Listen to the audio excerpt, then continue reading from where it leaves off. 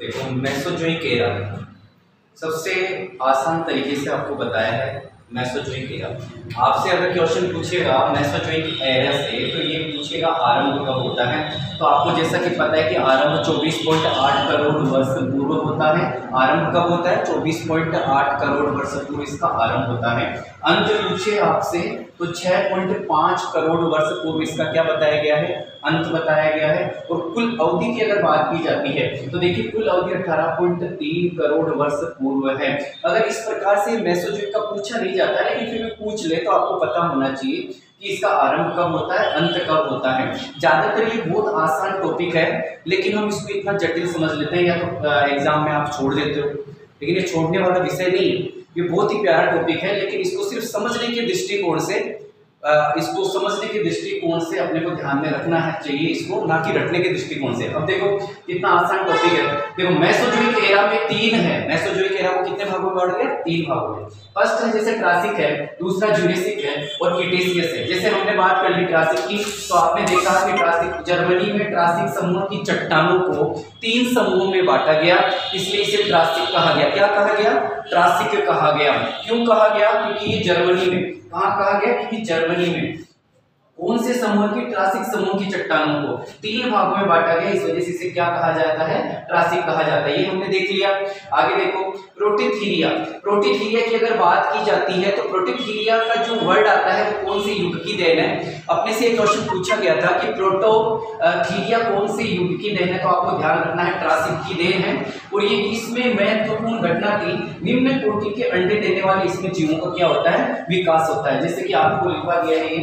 आगे देखो स्तनधारी जीवों का विकास आरंभ हुआ है, रेंगने वाले जीवों का विकास हुआ है, जिसके कारण इसे एज ऑफ रिपाइटल कहा जाता है। अब देखिए गोंडवाना लैंड का इसमें क्या होता है? विभाजन होता है।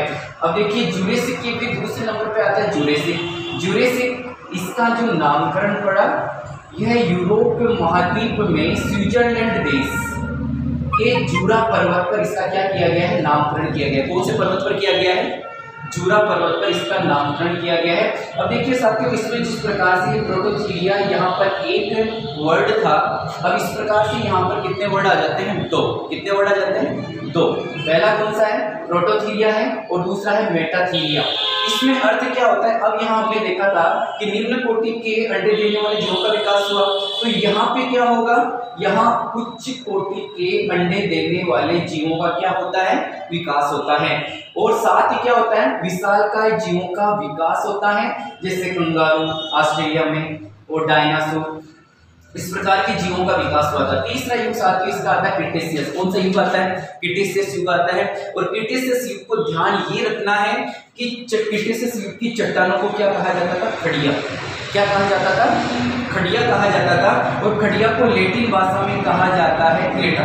क्या कहा जाता है? क्रेटा कहा गया है। इसी क्रेटा शब्द से इसका नामकरण क्रीटेशियस रखा गया था।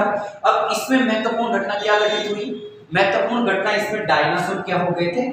विलुप्त हो गए थे और अन्य जीवित जीव इसमें रहे थे। और साथ ही एक चीज ध्यान रखना हम लोग कि इसमें एक अन्य महत्वपूर्ण घटना थी, काली मिट्टी का निर्माण हुआ था।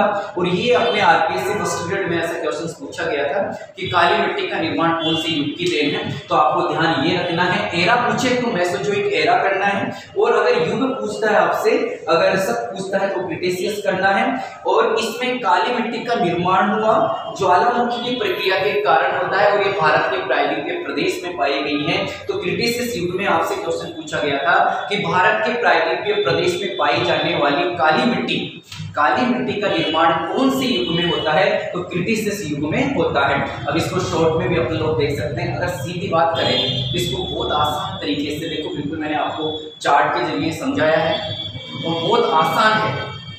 आप जिस टॉपिक को टिपिकल मान के छोड़ देते हो वो टिपिकल नहीं है, बहुत ही प्यारा टॉपिक है और बहुत ही आसान टॉपिक है।